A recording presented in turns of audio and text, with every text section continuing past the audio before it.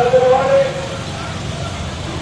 আপনাদের পাড়ায় ধীরে ধীরে নিয়ে এসছেন কৃষ্ণনগর লোকসভা কেন্দ্রের বিজেপি প্রার্থী রানীমা শ্রীমতী অমৃতা রায় মহাশয়া। আর ভোটগোলা গাড়িতে জনসংযোগ করছেন, আপনারা এগিয়ে এসে চলে আসেন।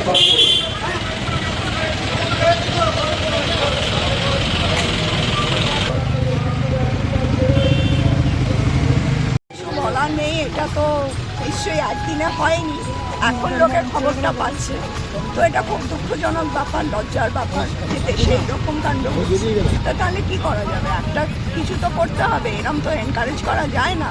মানুষ কি সেটা মেনে নিচ্ছে না, একটা একটা রেবেলিয়ন যেটা হয় সেই টাইপের মুড সবার। তো সেখানে যদি এইরকম জিনিস হয়, আমার মনে হয় না কোনো সভ্য দেশ সেটা মানে এটা করতে। কি বলবেন, যেখানে রোবট নামাতে হচ্ছে এটা? ওই তো বলছি, কিছু তো করার নেই, এগুলো তো আমাদের সেদিকে নজর রাখতেই হবে। সেখানে যদি প্রশাসন ওইভাবে কিছু করে থাকেন, তাহলে সেটা তো মানুষের চোখেও আসছে, সবাই দেখতেও পাচ্ছে। আমি আর কি বলবো, এটা তো সবার কাছে খোলা ছবি।